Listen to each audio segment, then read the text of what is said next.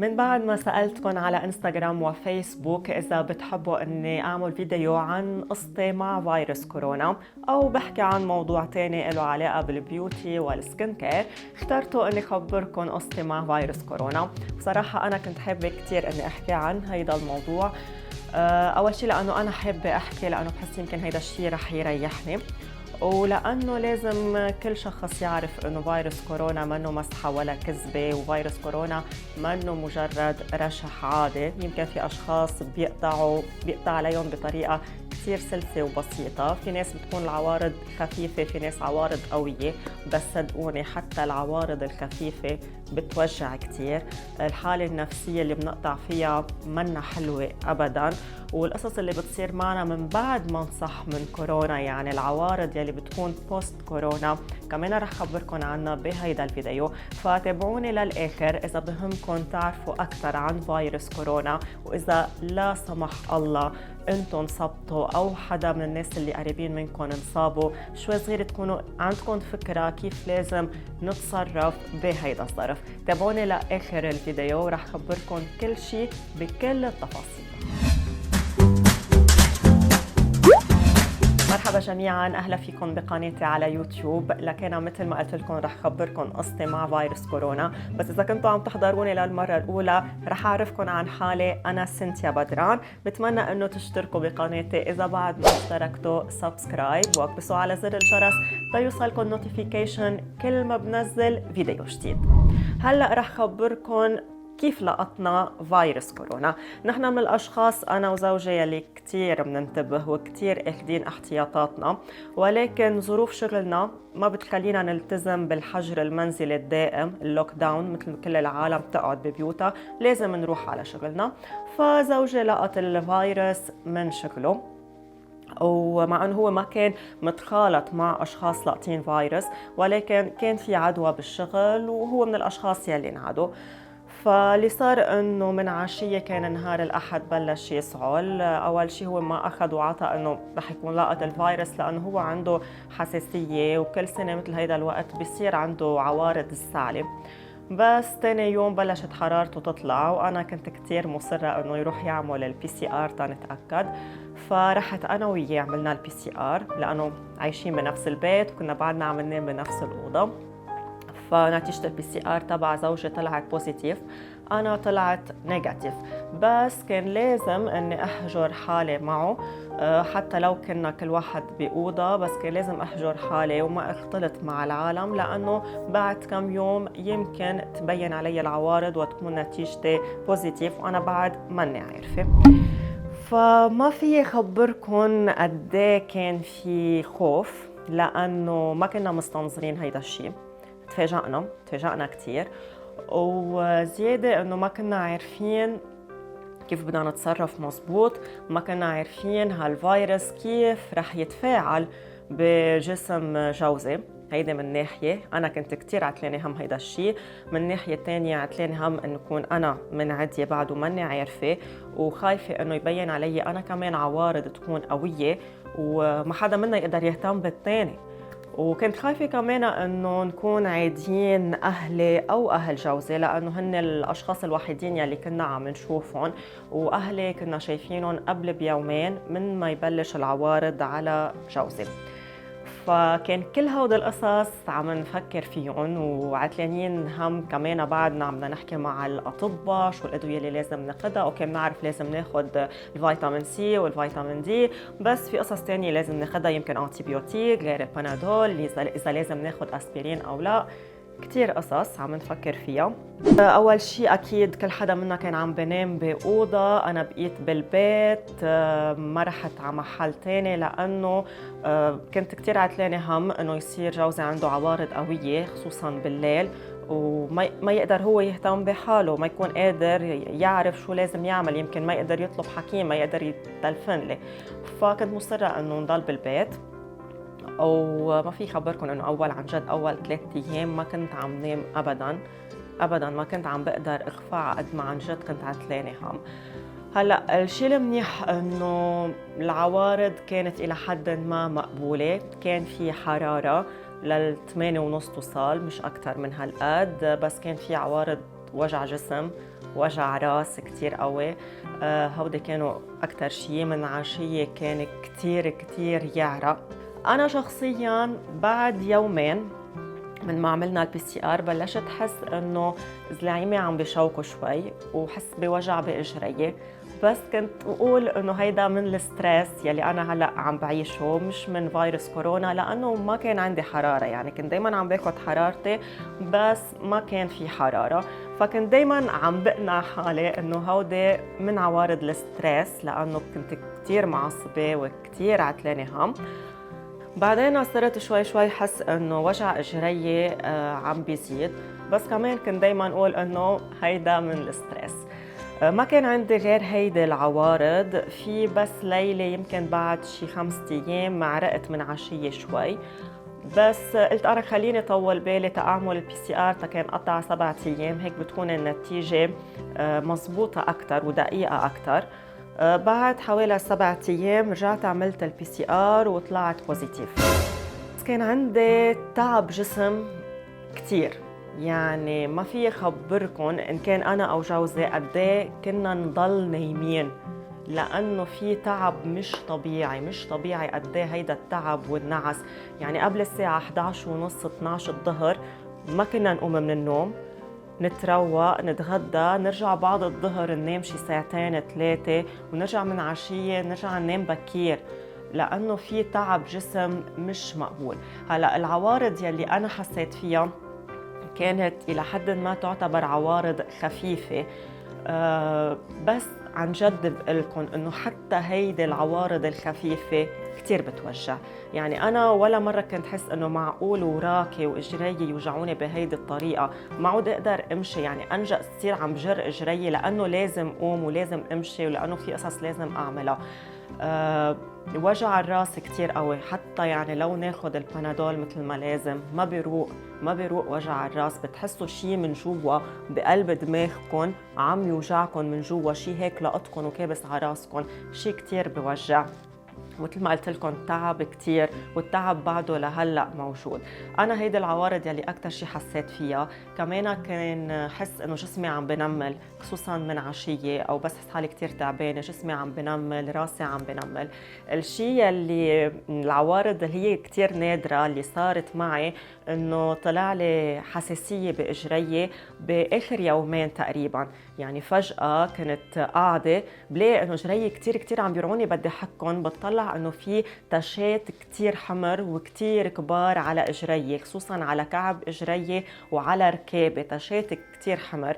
يعني ما عرفت اعرف شو بدي اعمل، لانه بعرف انه مش لازم حكهم، بس مش قادره على قد ما عن جد عم بيرعوني، كتير عم بيرعوني. ورجعت اكيد بعد ما قطع اسبوعين على الPCR البوزيتيف، عملت الPCR وطلعت نيجاتيف، وجوزي كمان قبل بكم يوم كان عامل الPCR وطلع نيجاتيف. بس القصة ما بتخلص هون. يعني اوكي صحينا من فيروس كورونا والحمد لله انه العوارض ما كانت كتير قوية، الاكسجين كان دايما منيح بجسمنا، انا ما كان عندي حرارة، جوزي حرارته يومين قشطت للسبعة 7:30، ما كانت عم تطلع اكتر من هيك. ما كان في عنا اي مشاكل على الرواية، ما عزنا اكسجين، ما عزنا نروح مستشفى، ما عزنا نفوت على العناية الفائقة. بعد ما نطلع النتيجة نيجاتيف، مش انه فجأة هيك خلص بنصير كتير منيح ونشيطين وقادرين نعمل اللي بدنا اياه ونرجع على حياتنا الطبيعية ونقدر نروح على شغلنا ونعمل سبور ونحس مزاجنا كتير منيح. ابدا، صدقوني انه عن جد ما فيكن. انا من الاشخاص اللي كانت العوارض خفيفة، بس لهلا بعدني بحس بتعب كتير كبير. يعني بحس انه جسمي بحاجة لكتير نوم، كتير بحاجة اني نام. بنام قبل الساعة 11 لهلا عن جد مبوعة، وايام بعد الظهر برجع بنام. ما بعرف شو هيدا الفيروس كيف بيقدر هالقد يتعب لنا كل جسمنا منحسه تعبان. انا من بعد ما طلعت نتيجتي نيجاتيف بيومين صار عندي وجع بمعدتي وعملت دياريه. جوزي كان عنده استفراغ كمان. من القصص كمان اللي حسيتهم من بعد ما طلعت نتيجتي نيجاتيف انه عندي نهار كان عندي فيه وجع ظهر من فوق، وبعدين صار وجع ظهر من تحت على كعب ظهري، يعني اذا بدكم عند الكلاوي. فهودي اللي قطعت فيهم من بعد كورونا، بس ما في لكم قد ايه في تعب. يعني حتى اذا بنزل على الدرج وبطلع يلي هو طابق واحد يلي عادة بنزل وبطلعوا أكثر من مرة بالنهار، إذا بعمله مرة واحدة بحس حالي كتير تعبت وبدي أقعد ارتاح. ما في هيدا النشاط الجسدي والقوة الجسدية يلي كانت موجودة قبل. والأطباء قالوا إنه هيدا الشيء بده وقت، يمكن حوالي الأسبوعين ويمكن للشهر. في أشخاص يلي بيكون عندهم عوارض أقوى وأكثر بيضطروا إنه لازم بحاجة لرياحة أكثر، يمكن لشهرين وثلاثة تيبلشوا يحسوا بتحسن. كمان في الناحية النفسية لأنه كتير مهمة، والنفسية بهيدي الفترة بتلعب دور كتير مهم إن كان خلال الإصابة أو من بعد الإصابة. دايما بيقولوا لنا إنه ما تخافوا، ما تعتلوا هم، جربوا قووا حالكم. بس هيدا شيء صعب، يعني عن جد شيء صعب، منه هين إنه الواحد يقدر دايما يكون قوي. يمكن بالفترة بنكون أنا شخصياً اللي كنا منصابين فيها كنت عم جرب قد ما فيي إني أكون قوية. أوكي أكيد كنت خايفة وكنت كتير عتلانة هم، بس كنت دايماً شد على حالي إنه لا يلا لازم نقوم. بتصير يعني بمحل معين كنت عد الأيام، يعني يلا هيدا اليوم الأول، هيدا اليوم الثاني، صرنا باليوم السابع بلشت أعتل هم إنه هون في عوارض قوية، قطعنا اليوم التاسع ارتحت شوي إنه خلص قطعنا المرحلة الصعبة مثل ما بيقولوا. بس من بعد ما نخلص من الفيروس تطلع نتيجتنا نيجاتيف، مش هين إنه نرجع هيك إيجابيين. صعب إنه الواحد دغري يرجع إيجابي، بده يشتغل على حاله، لأنه بمجرد ما نحس إنه جسمنا تعبان هيدا الشيء بيأثر على نفسيتنا.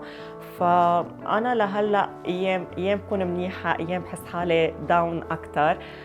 بس عم جرب قد ما فيي إنه لهي حالي، ما فكر بالقصص انه اللي صارت خلص، انه شيء صار ونشكر الله الحمد لله انه قطعنا هيدي المرحله بخير وما عدينا حدا، ونحن ما كان عندنا اثار سلبيه على جسمنا، يعني ما تضررنا من ناحيه الروايه او حيلا اعضاء تانية بالجسم.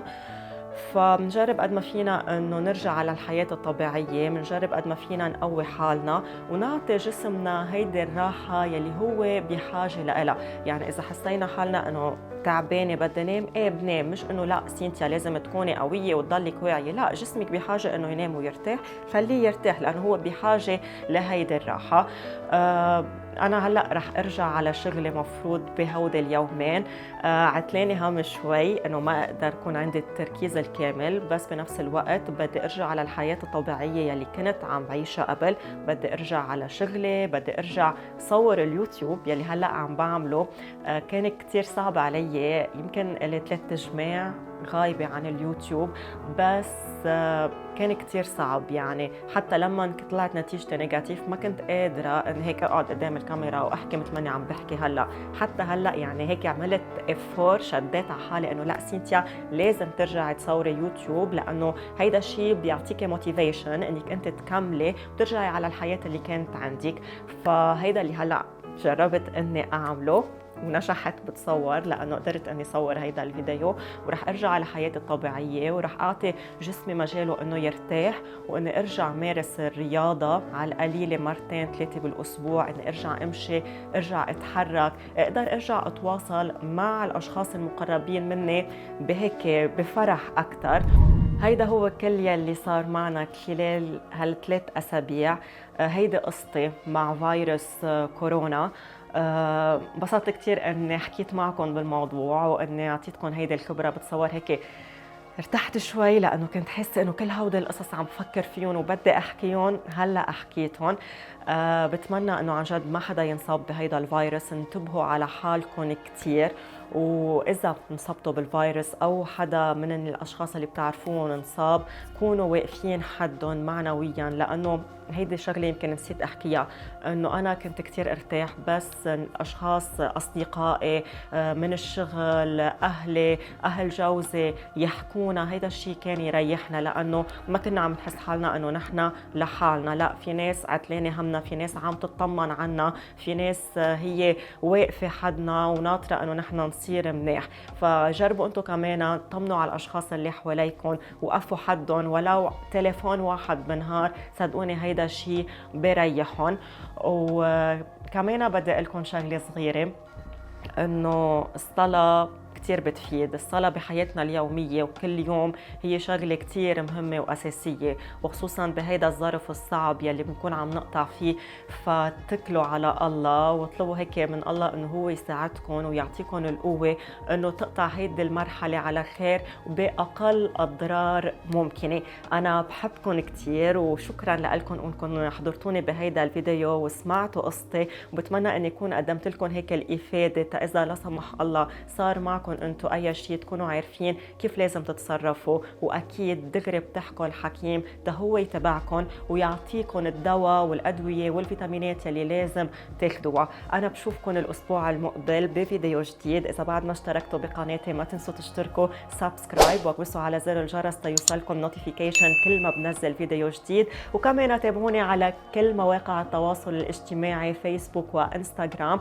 وانا كثير رح كون عم بسأل اسئله لها علاقه بالقصص اللي بتحبوا انتم انه نحكي فيها على يوتيوب، فبحب اخذ رايكم. فاعملوا لي فولو على انستغرام وايضا على فيسبوك، اعملوا لي لايك على صفحتي سنتيا بدران، وهيك بنكون عم نتواصل مع بعضنا اكثر. بشوفكم الاسبوع المقبل. باي باي.